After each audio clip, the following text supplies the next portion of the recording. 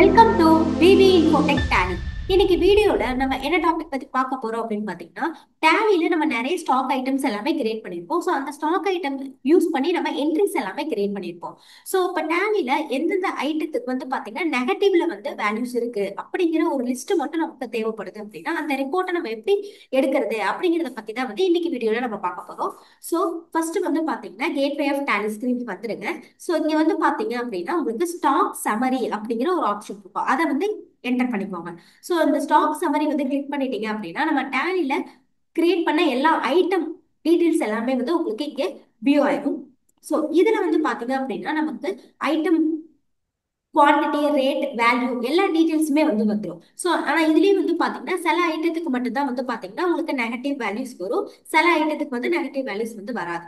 So நமக்கு தனியாக வெறும் நெகட்டிவ்ல இருக்கக்கூடிய ஸ்டாக் ஐட்டம் மட்டும் நமக்கு தேவைப்படுது அப்படின்னா நீங்க இங்க ரைட் சைட்ல எக்ஸப்ஷன் ரிப்போர்ட்ஸ் அப்படிங்கிற ஒரு ஆப்ஷன் இருக்கு. அதை கிளிக் பண்ணிக்கோங்க. ஸோ இதுல பாத்தீங்கன்னா நெகட்டிவ் ஸ்டாக் ஐட்டம்ஸ் அப்படிங்கிற ஆப்ஷன் இருக்கு. அதை என்டர் பண்ணிக்கோங்க.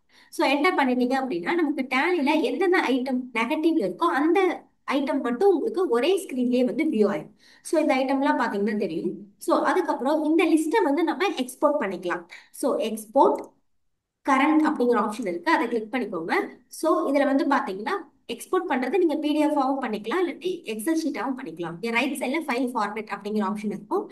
ஸோ நான் பிடிஎஃப் அப்படிங்கிறத மட்டும் இப்போ மென்ஷன் பண்ணிடுறேன். ஸோ நெக்ஸ்ட் பார்த்தீங்கன்னா எக்ஸ்போர்ட் அப்படிங்கிறத கொடுத்துட்றேன்.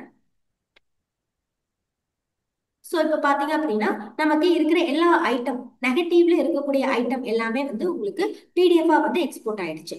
ஸோ இந்த வீடியோ உங்களுக்கு ரொம்ப யூஸ்ஃபுல்லா இருக்கும்னு நினைக்கிறேன். நம்ம சேனலை லைக் பண்ணுங்க, ஷேர் பண்ணுங்க, சப்ஸ்கிரைப் பண்ணுங்க. தேங்க்ஸ் ஃபார் வாட்சிங்.